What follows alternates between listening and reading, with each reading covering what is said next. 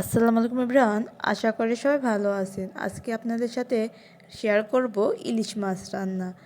একটা ইলিশ মাছ নিয়ে নিয়েছি, শুকনো মশলা, পেঁয়াজ ও মরিচ কুচি নিয়ে নিয়েছি। মাছটাকে পিস করে কেটে সুন্দর করে ধুয়ে নিব। মাছ ধুয়ে নেওয়া হয়ে গেলে হলুদের গুঁড়া, মরিচের গুঁড়া ও সামান্য লবণ দিয়ে মাছটাকে মাখিয়ে নেব। চুলায় কড়া বসিয়ে কড়া গরম হয়ে গেলে তার ভিতর পরিমাণ মতো তেল দিয়ে মাছগুলো অল্প আঁচে ভেজে নেব। ইলিশ মাছ না ভেজেও রান্না করা যায়, তবে আমি হালকা ভেজে রান্না করব।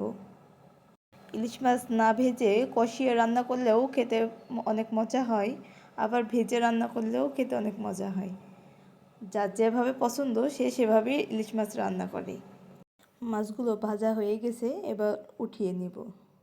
মাছ ভাজা তেলের ভিতরেই পেঁয়াজ কুচি ও মরিচ কুচি দিয়ে হালকা একটু ভেজে নিব। পেঁয়াজ ও মরিচ কুচি হালকা ভাজা হয়ে গেলে তার ভিতরে গুঁড়া মশলাগুলো দিয়ে 2 থেকে 3 সেকেন্ড ভেজে তার ভিতরে অল্প একটু পানি দিয়ে দেব, না হলে মশলাগুলো পুড়ে গেলে তখন আর খেতে ভালো লাগবে না মাছ। মশলাটা সুন্দর করে কষিয়ে নেব।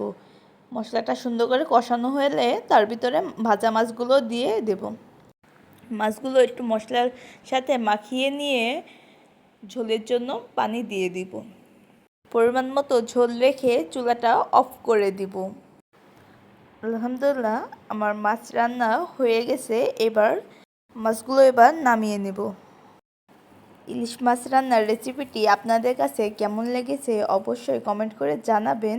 সবাই ভালো থাকবেন। আল্লাহ হাফেজ।